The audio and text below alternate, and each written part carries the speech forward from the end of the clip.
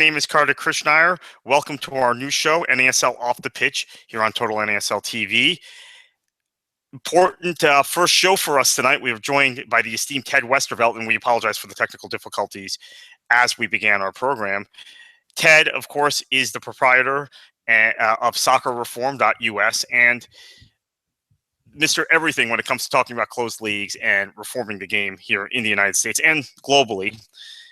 FIFA scandal has engulfed us all. So, Ted, without any further ado, because I know people have been waiting and we're 15 minutes late to get this going.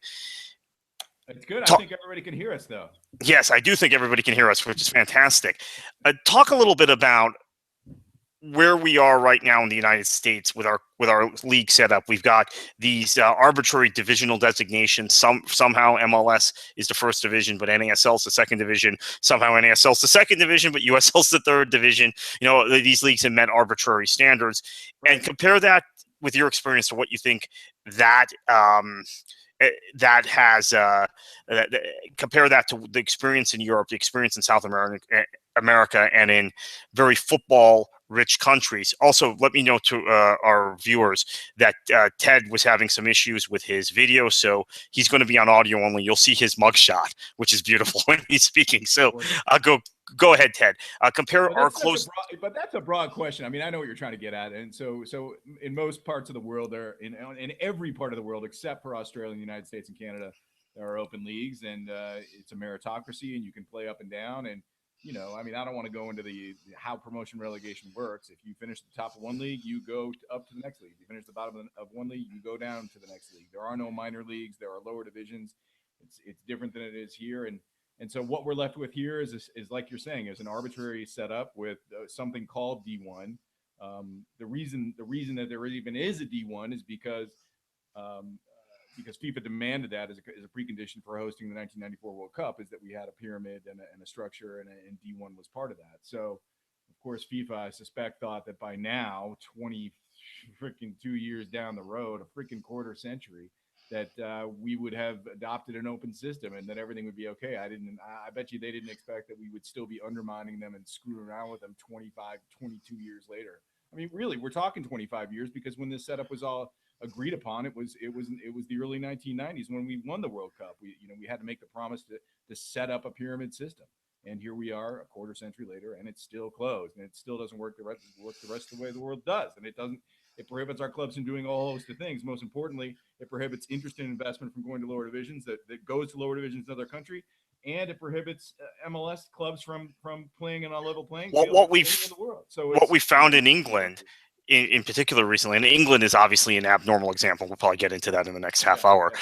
But what we found in England is, and because there's so much money in the English game right now, and so much TV money, and there are no restrictions on foreign investment, and there are restrictions on foreign investment in other places.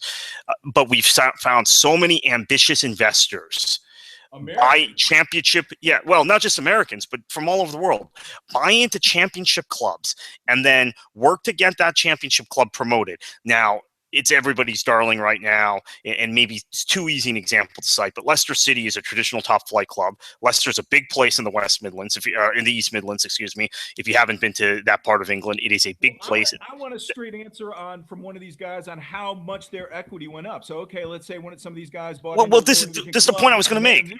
And that equity has to be huge, but where can we even get a good figure on that? I mean, you and I both know it went up massively, and they made a big chunk of equity in the process, but how much was it? Right, because the Thai owners realized at that point in 2010 when they bought Leicester City, and they originally put Sven-Göran Eriksson in charge of the club. They had big ambitions. They're reaching that level of ambition now, that it was much better to buy a traditional powerhouse club that had fallen to the championship than to buy a club like Stoke or Crystal Palace. Now it's been promoted, but clubs that were smaller traditional clubs but had been promoted to the first division, to the Premier League. That right. there was bidding on Leicester City. There was an effort, and now it looks like it's paid off for Sheffield Wednesday to reemerge. Clubs like Derby, Nottingham Forest have recently acquired new owners. So that's the kind of investment you get in lower division soccer in places with promotion and relegation. And I should point out that it also you don't get here. No, and the other thing I want to point out is it's also in places that aren't necessarily. Leicester's a big place, but in a lot of cities that aren't necessarily big enough to meet the USSF Division One or Division Two standards. I mean, I'm partly guilty of this. I worked for NASL, and we're talking about NASL. NASL, we were very much in the I looking for the right description, but we made a deal with the U.S. Soccer Federation in order to create standards that excluded USL, which included the 750,000 MSA requirement for D2. Now they're trying to make it 2 million for D1. Once you accept some of these arbitrary requirements, which the NASL did, then you're kind of at their mercy. We never should have accepted that. I mean, whoever thinks that U.S. Soccer and MLS are negotiating in good faith right now, you need to take a serious look at yourself and say, this is about one thing. It's about control. It's about controlling American soccer, period, end of story. These guys came out of MLS. You can't negotiate in good faith with these guys. You need to lay down the law. And it's good to see that NSL is doing that a little bit now and saying, we want to jump in. We want to make some calls that we want to engage in this dance because we know that basically that we know that U.S. soccer isn't a fair arbiter anymore. I think that's what it comes down to. When these guys are so behind MLS that they can't see out of a paper bag to negotiate straight. Although I have to ask you then, there's been some recent tension between U.S. soccer and MLS. I know. I know from being at the MLS Combine last month and reporting on things that there was a lot of unhappiness among MLS executives that U.S. Soccer had opted to side with the independent clubs in USL, and it shouldn't be side with the U.S. They should be looking out for all the clubs, right? So they should be looking out for the independent clubs in USL. Apparently, a number of independent clubs in USL had complained about the reserve teams being in the U.S. Open Cup and how they were having to start at an earlier round because there were so many now Division III teams that basically the independent clubs, the Charlestons, the Wilmingtons, the Rochesters, they were having to start a round earlier than they would have previously started. And there were a couple clubs that had to play in, I think, to the Open Cup last year, independent clubs, one or two D3 teams. So they had taken this complaint to U.S. Soccer, and U.S. Soccer had thrown the reserve teams out. And that was great. That was great to see. It was one. I've heard from some great sources that there was a lot of stuff going on behind the scenes, and people were, people had to put down their feet in a way that they hadn't done before to get that done. Yeah, I was surprised to see it happen. I applaud that. God bless them for doing it. But come on, I mean, that's blatantly obvious. This reserve side divisional structure thing is just you and I spend enough time in politics to know that what you do is you set the bar out there so far, so ridiculous, so that then when you come back halfway on something, you're basically getting what you want. And every damn thing U.S. Soccer and MLS do is that, and it's good to see that some of the lower division people are finally recognizing. Let me give you another example of that in USL. Out there so far that, I mean, of course, okay, now you got to fight back to get 1/10 of what you originally wanted. Well, taking our background in politics, both you and I have extensive background working in political campaigns, that we kind of understand this aspect of it. So there are things you do that you don't put in code, and you don't codify, you don't put in writing, but there's a whisper campaign. And there is apparently a whisper campaign, I understand, among MLS reserve teams that are in USL to cap spending on players below the lowest minimum salary in the CBA. I've just heard this from a couple sources in the last week. So these are the sorts of things that happen in a closed league. So talk about that specifically, what I just brought up. It's just a wide open door for all kinds of behavior like that. Right. All you're going to do, look. Because apparently, let me give some. The box that these USL sides were in is the same old closed league box. So they have to choose between, and I can't blame some of them. I mean, you have to choose between getting in bed with MLS or dying. Right. You got to get in bed with MLS. And then you say, okay, well, now that we're in, and now that we've got this Godfather protecting us, well, why do we need to win anything? There's no promotion relegation. We can do whatever we want. Let's cut down those player costs. Let's do everything we can and try to get a profit out of this situation. Well, closed league is just exactly the kind of crap that you just said. That's exactly the kind of crap that happens. But see, the thing that's really interesting about this one, Ted, is that there were MLS teams who were ready to violate that covenant between other MLS teams with their reserve sides. I mean, it wasn't because of the independent teams in USL that they had to start this whisper campaign. It was because of some of their own reserve teams. Because now in MLS, they've got a new breed of owner. And the two clubs that were specifically targeted by this, I'm not going to mention which two clubs they were, but they're both newer clubs that were former lower division sides. You can probably figure it out from there. That are both very ambitious. They have the two highest attendances in the MLS. That gives it away last season. And they were thinking, okay, let's use this to build our club. Really ambitious. I mean, I don't buy it. I think they want to look ambitious, and I think that's about it. I think a lot of that is about the appearance of ambition. I mean, all of this is about appearances. You know, D1, D2. It's all about appearances, and I think even to say that these progressive new MLS owners. I mean, that's just such a you're starting from a level of conservatism that's so it's so relative, right? Progressive is just okay. So we're calling Merritt Paulson a progressive. I mean, whatever you want, right. Whatever scale you want to use, it's ridiculous to call them progressive. Rob Heineman progressive? I mean, come on. No, we're calling Merritt Paulson a progressive. Just think of the irony of that. Yeah, he's progressive. Yeah. He is super progressive. He was inherited all his Goldman Sachs money. Exactly. So that's. No, I mean, but Merritt. But I do agree that Merritt and Adrian Hanauer and some of these guys do want to. And Heineman. I think Heineman. Yeah, I think their hearts are in this a little bit more than the hearts of coal that guys like Anschutz and Kraft have about the game. So that's okay. So let's specifically address MLS at this. NASL at this point. NASL seems to have bought in, and I think Bill Peterson, the commissioner, has a different view of this than some of his owners. Bill Peterson he spent time in Europe. He understands pro-rel. He understands the concept of open leagues. I think a lot of the NASL owners are unseasoned in this sport, and they're personally scared of relegation. They don't want to end up in the NPSL. I don't think they're scared of relegation at all. I think they're. You don't think so? About relegation, I think they're scared of talking about relegation. I mean, there are so few downsides for an NASL owner.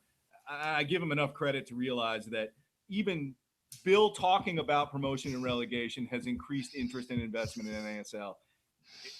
When the leagues open, it's going to quintuple in the equity that some of these guys have. It's a no-brainer. I think they all know it. I think that the way MLS is doing this bogus corrupted promotion thing with 5 clubs going on 6, going on 7, maybe. I mean, that's why they don't do it. That's why they're scared. They don't want to put themselves out of the fake. Right, and they basically tacitly accepted. Look, in the past, there was this, like with Orlando, I'll give you this example. Orlando City, the USL club, technically relocated to Louisville. The Seattle Sounders were technically a new club, and there were provisions that allowed them to keep some players, right? Yeah, that now, right? Look at Minnesota. But now with Minnesota, that was my point. Now with Minnesota, they're basically saying, yeah, we're promoting that club. Yeah. You guys can take whoever you want up. Right. There's no dispersal process. There's no supplemental draft that those players are going to have to go through. That's the fear. That's the fear you're hitting on. They're not scared of being relegated. They're scared that by coming out for real promotion relegation, they might miss out on bogus MLS reach down and pick you up promotion. That's what I think they're scared of. I mean, they want to keep their options open, and by really coming out publicly full force for promotion relegation, they may not get picked by MLS. So let's talk about NASL then, specifically some of these bigger market clubs in NASL, and Indy, which has done very well, a Jacksonville, which has done very well.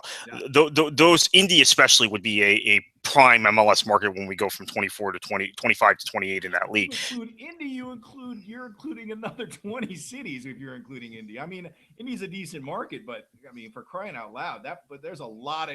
No, it's a lot of similar sized markets. I mean, you might be including Cleveland, Detroit.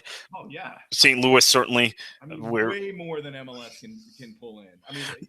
No, but the point is, if you're an owner of Indy, if you're Ursel who owns that club, do you now think, because you see what's happened with Minnesota, think, gosh, if I come out for promotion and relegation, if I say something about it, I can let Peterson shoot his mouth off. That's fine. That's Peterson. Right. No, I'm right. That's what I'm saying. I think Peterson is the guy that talks about it, and these NASL owners can go around and say, well, yeah, Peterson's, he's just talking smack and blah blah blah. Well, that's what happened last year, though, Ted. Remember, Peterson put out a very strong statement. Everybody was excited for about 24 hours, and then the NASL put out a kind of a pullback. And I told you at the time, remember what I told you at the time privately was, Ted, I'm telling you, the owners are scared of what he's saying. Don't think the owners are as progressive as Bill is when it comes to this. Promotion relegation. They're scared of pissing off MLS and closing off the MLS bogus gravy train. Yeah. The gravy train. Yeah, so Minnesota United. Now the Minnesota United's even proven that more. But I mean, the question that I go from there immediately, or the segue I take is, how is FIFA sitting back and allowing this? I mean, right now I can see FIFA sitting back, and it's a mess. But when there's a new FIFA president in there, I mean, can that person please look back over 100 years of history and see how close soccer leagues have been screwing FIFA over and messing with FIFA and undermining the federation system? Well, let me ask you this. Somebody over there has got to see it. I know people see it, but they've got Ted, who do you think is going to win this election? I think it's Gianni's to lose. Okay, so if he wins, even though in theory he's not on the same side as the U.S. Soccer Federation, don't you think he then thinks it's such a large market, we want the gravy train that Soccer United Marketing can bring us when we host events there? The train almost took down FIFA. Well, that's true, but this is the mentality of these people. I mean, there's no genuine reformer running. There's got to be a scale here where you say, okay, well, gee, MLS, you could, this whole situation can net us a bunch of money and make our European owners happy by cracking open the U.S. market. But I'm sorry, the FBI and Americans just almost took apart FIFA and are still trying to take apart FIFA right now. I mean, look, you've got to at some point. And this is just the tip of the iceberg of what has been happening for 100 years. I mean, these closed leagues have been mucking around in FIFA. FIFA's had to deal with this for forever. They've got to shut this down. I mean, if you've got to be able to say a divisional sanction only goes to an open league. It's in their best interest to do it. I don't care how much they piss off MLS. It doesn't matter. So why do you think they have not been willing to enforce their own rules? Let's get to the elephant in the room. A guy named Chuck Blazer. Let's talk money, and I think you're right. Well, let's talk about specifically the money. Let's talk about the guy that was the elephant in the room. That's Chuck Blazer, who, by the way, was very connected also to NASL and traffic sports. I have to tell you that from firsthand experience. But he. And we'll talk about his connections to NASL in a minute. Let's talk first about how he was able to get FIFA to kind of suspend every mandate because the U.S. using the justification that the U.S. was a large market. I think Blatter probably thinks he doesn't become president, right, in '98 without Blazer and the Caribbean bloc getting behind him. God, I think so. By what we know right now, I think it's fair to call Blazer's role instrumental. Yeah, critical. He doesn't win. Yeah. So then the payback was back off MLS. Don't make them change their calendar. Let's not forget about the calendar issue also. That's another. I know it's you're into closed leagues and talking about them. That's fine, but let's not make them change their calendar to where we correspond. That part of the corruption comes with transfer windows not being aligned. That's a boon for agents. Right now, the fact that the Chinese transfer window is still open and they're playing all these games, that just raises the level of corruption. That MLS's transfer window is open and NASL's until April. It's ridiculous. Right. If it's a global game, all these windows should be aligned. Right. But so all of this happened because of Blazer, and then the TV contract, which we'll get into in a minute. Talk about Blazer's role. Look, I mean, Chuck Blazer was a vote broker, so I think that's we can all decide that right now. And I don't know what Chuck was trading, but there didn't seem to be any limit on what Chuck was trading. So I think your line of reasoning holds as something that somebody should explore pretty closely to figure out whether it happened or not. In my mind, there's no doubt that Chuck Blazer went in and like you said, traded MLS kid glove treatment for votes for Sepp Blatter. It seems pretty obvious to me that went down. Let's hope the Justice Department is allowing some of the witnesses to say that, because from what I'm hearing, it's a mess. They've got people saying everything. All those people that have been extradited are talking up a storm, and the FBI can't figure out what to bring in and what not to bring in. How to use Chuck, how not to use Chuck. How healthy is Chuck? What's going to happen this whole thing? I mean, it's a gigantic. Does Loretta Lynch go to the Supreme Court? I mean, what happens to this whole mess? I mean, I think it wouldn't surprise me if it just went away. Right. If Loretta Lynch gets appointed to the Supreme Court, this is a giant mess. You guys can all go back home. Let's forget about this. Sorry, if Loretta Lynch gets appointed to the Supreme Court, it's possible the next prosecutor, the next attorney general, and the next prosecutor in New York City is not going to pursue this with any vigor. There's got to be a reason that Eric Holder didn't touch it with a 10-foot pole. I mean, was he just waiting for Loretta Lynch to come on? This stuff was in front of Holder for quite some time, and I know Holder was involved in his own protracted battle about, whatever, but still, I mean, Holder could have picked this up and he chose not to. Yeah, that's very true, and I think the other aspect of this that's really interesting to me is that there seems to be a lot of political connections between U.S. soccer and certain members. Now, I think you guys who follow us on Twitter probably know that Ted and I are both Democrats, so we must well come out and say it. But there are a lot of connections. I don't know that either one of us subscribe to the current Democratic Party. No, that's correct. I think we're much more progressive than the current Democratic Party, which gets me to my point where I believe that there is a situation where the Democratic Party, the infrastructure, the establishment of the Democratic Party is so connected to the game in this country now, to U.S. soccer and to Major League Soccer, that it's just the same corruption we see in the Democratic Party. What was that? Yeah. All of a sudden I'm on Twitter one day. There's James Carville in Doha interviewing Sunil Gulati. How did he get there? That's an expensive. I bet he went Emirates. I bet they bought him a $10,000 ticket to go over there. Who paid for that? So the systematic corruption that we're talking about right now in this presidential campaign, and I deal with every day in Florida Democratic Party, which is part of my day job. I've seen it seep into U.S. soccer with some of the same characters. The connections are unmistakable. He jumped. There was some picture recently with him and Obama that was like, gosh, he worked pretty hard to get in that shot. I mean, I think, Sunil has done a pretty good job.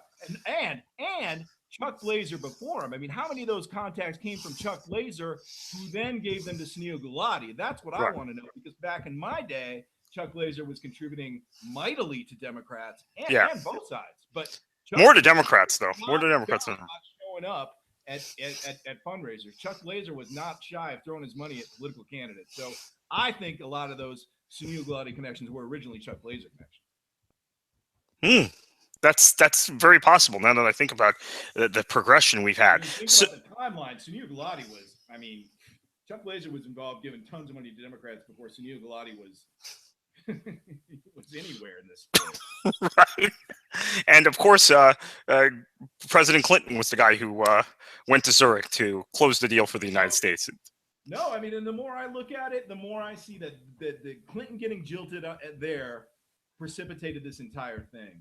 And I hope that Ben Affleck, whoever's doing the best story on this, gets this right. I really want to know these things. These are the things I would love to know about how that happened. And anybody who's seen the Concussion movie, you can't come out with a glowing view of the FBI and how they dealt with the NFL in these cases. So look, I'm not a big anti-Jack Buddha thug FBI guy, but look, there's a lot of things that leak into who investigates what, when, and how. And, as much as I've been called a conspiracy theorist for suggesting it, it's true.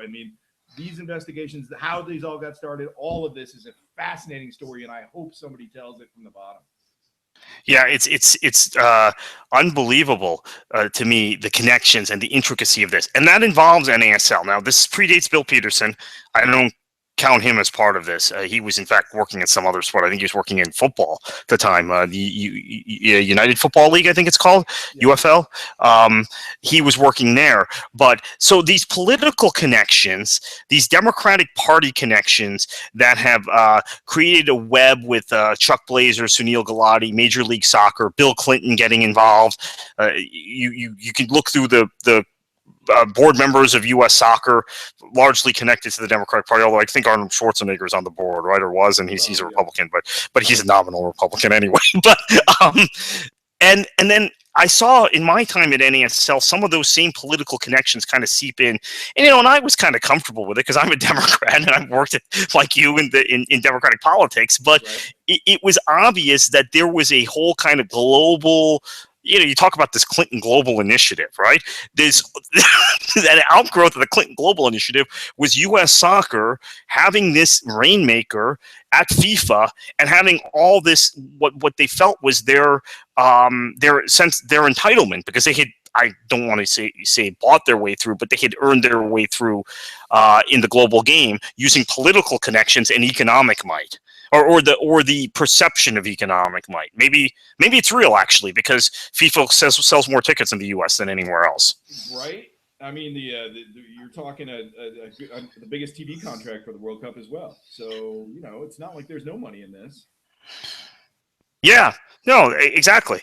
So NASL is also a league that, when Traffic Sports was the chief backers of NASL, and this is very important for NASL fans to understand. And this show, as we go forward and bring this to you the rest of the season, is going to focus on the business aspect of NASL. Traffic Sports was very connected to Chuck Blazer. That's how they got all those rights to CONCACAF events, and we're essentially getting the same sort of treatment from CONCACAF and from Blazer that some did, and we know the some treatment wasn't on the up and up, right? So, but what ended up happening is NASL, because I think Traffic was involved, bought into the whole premise. Okay, they're D2 standards. Let's sit down, kind of in a back room with U.S. Soccer, and let's say, okay, 750. That's a good arbitrary number. USL, they have teams in Wilmington, Charleston, Harrisburg, all these places that can't meet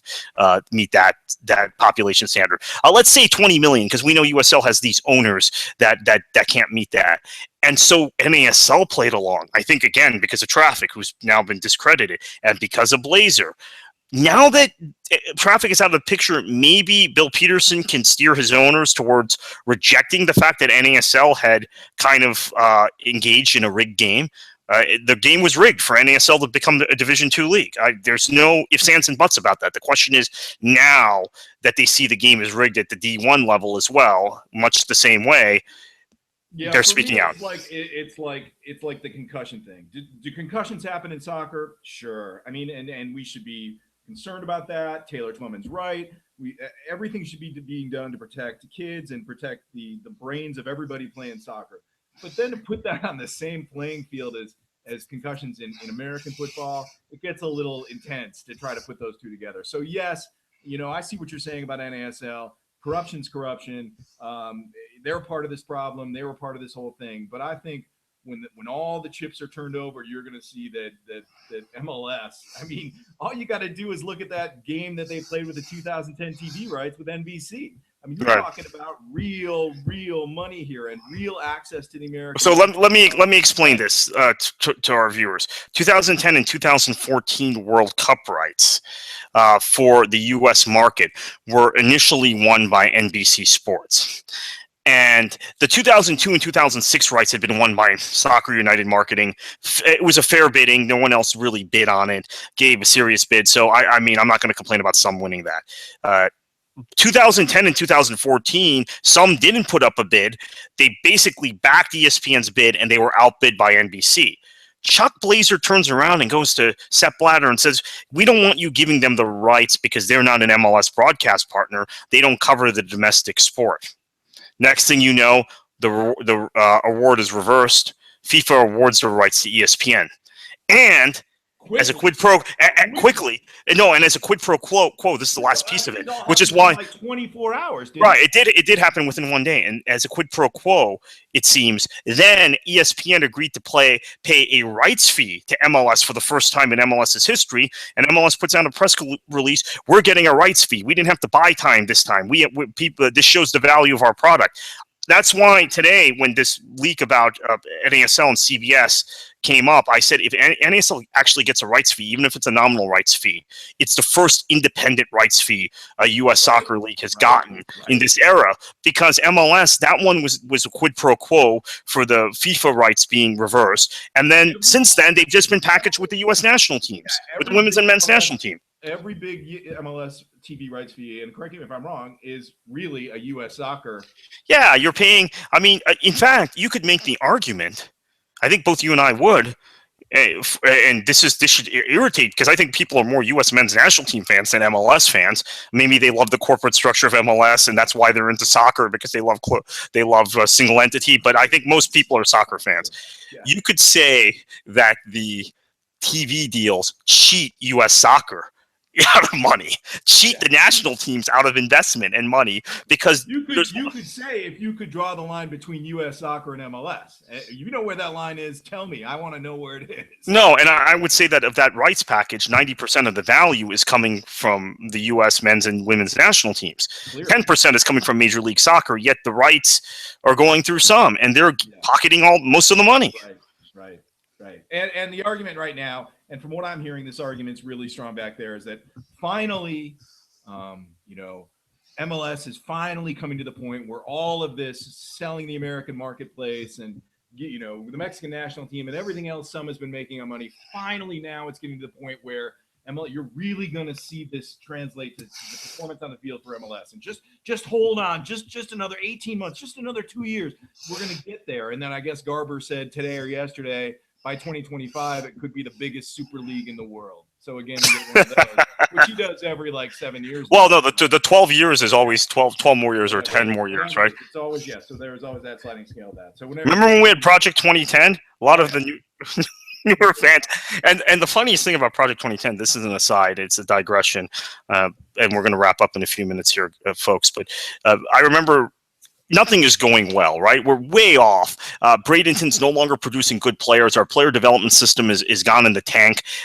We were producing good players in the late 90s. We're not anymore. 2009, when we get to the final of the Confederations Cup after being beaten 3-0 by Brazil and 3-1 by Italy and backing in, basically, to that semifinal against Spain, which we won, Sunil Gulati says to a press conference, which I was at, or I was on, it was a conference call. He was in South Africa. This shows we're on target for Project 2010. I just couldn't, I put myself on mute, of course.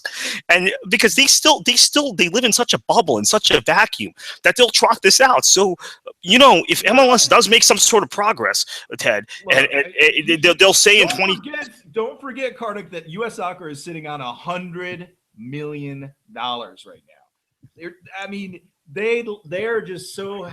They've never seen money like that. It clouds everything they do. Now, we can have so many more fun conversations about what they could be doing with that $100 million, like U.S. Open freaking Cup. You could be pushing that. But anyway, I think that clouds almost everything like that. And that could even the playing field. This is $100 million. No, Open Cup is a really important thing. We're going to wrap up in a minute, but now that you brought that up, I want to go to this, because in England right now, the big clubs have gone to the FA and said, "Look, we can't have these FA Cup replays anymore. We can't have the League Cup. Maybe our team should enter in the 5th round of the League Cup instead of the 3rd round." They're already the teams that qualify for Europe are already entering the League Cup a round later than the rest of the Premier League clubs, which I think is ridiculous. So Manchester City and Chelsea enter a round later than Stoke and Southampton. It's crazy. But so they've gone to the FA. Now the FA is considering getting rid of replays, which is an economic lifeblood for small clubs, and getting rid of second legs in the League Cup and shortening the tournament. And the small clubs, which have some economic power, they're saying, you know what, this will kill us. This will kill us. Yeah. Because we depend on these cups for revenue. Now, in our country, we're in a system where the cup has been stripped of any kind of economic or financial meaning, maybe to keep those small clubs down. I used to think that when you said this stuff, Ted, a year or two ago, that it was a conspiracy. But now as I look at the rest of the world, I'm beginning to think, yeah, it might be right. Maybe that's why they keep the cup in its place. They don't have cup replays. They don't assign the lower division club home matches, right? This is something that they should be doing. The MLS club should be traveling. The NASL club should be traveling to NPSL sides. Okay, that's a big gate. They basically give the past couple of years, it's been really good. It used to be that an MLS team could travel, and not that big of a deal. But there's been some nice fat turnouts for some of those games in lower divisions. In lower divisions. I say this even from the NASL perspective. The NASL club should all be on the road in that first round they enter against lower division clubs, and the MLS team should all be on the road in the round they enter against the lower division clubs. I think that's a great idea. Why not? If you're not going to do a home and away series, make Make the higher division teams play away. Period. Done. Yeah. Would be a huge benefit. And that's the economic. And U.S. Soccer wouldn't have to spend one of their pretty dimes on it. This would just be a fair way to distribute some income. Right, and split revenue accordingly. If you're gonna award the game to the higher division side, split revenue the way they do in England, so that when Exeter goes to Liverpool, like they did a couple of weeks ago, that essentially saves the club from bankruptcy. Right, Exeter, I think maybe that game got picked up on the BBC or ITV, whoever was broadcasting it, and they got $1 million out of it. So huge for that club, small club down in Cornwall. Yeah. I mean, look, Australia set this up right. They don't have 100 years of history in the FFA Cup. They put it up a couple of years ago, but they got a corporate sponsor. They got Fox on TV. And the next thing you know, the thing is big. And it's so big that it creates promotion relegation discussion in Australia. But they did it right. And why can't we do that with our competition? I mean, why can't that happen? I think it can if you put it in somebody's hands at U.S. Soccer who gives a damn and who's allowed to do it. Yep, I completely agree with that. Well, Ted, we've run out of time. Thank you. You're going to be welcome on this show anytime. We're going to have you again. We'll talk properly about promotion and relegation, but there's so many ethical issues right now with this FIFA scandal and FIFA election in a week. I think it was probably a good thing we went in that direction. People are really engaged in this FIFA election. People are paying attention. No one's paid attention to a FIFA election before. Let me put in one plug. If you're listening right now, this is one of the most important months to speak up about promotion and relegation. I don't care where you do it. You do it on Twitter. You do it on Facebook. Get on your roof. You go to bars. Whatever you do, it's really important to talk about promotion and relegation right now, because there are plenty of people who are trying to tamp it down because they don't want FIFA. They want FIFA to think that we don't care about promotion and relegation, and we need to show we care. Period. End of story. So that's my plug. I'm done. So Ted, where can people find you online? Obviously, Twitter is the most common place. Soccerreform, but the Facebook page I'm really liking, and I'm at soccerreform.us on the web, and there's the plan for promotion relegation is there, but the Facebook page I think is something I'm really trying to grow, because it's a good sort of news feed, and you get a little bit less banter and a lot more just straight information, and there's a lot of stuff happening right now. Go to the Facebook feed and find it. We're going to have you back because I had planned to go through that plan that you've written on promotion and relegation. There are parts I disagree with. There are parts I agree with. There are parts that our listeners will agree with and disagree with. But wanted to have that conversation tonight. But the FIFA election kind of overtook us and all of this corruption. So thank you for watching. Thank you for listening to Ted, who's not on video, and engaging in our conversation. We're going to do this throughout the season here at Total NASL TV. And you can find us on the web at Total NASL TV. You can find me and on Twitter at Total NASL TV. You can find me on Twitter at KKFLA737. So for Ted Westervelt, I'm Kartik Krishnaiyer. Thank you and enjoy your football. Thanks.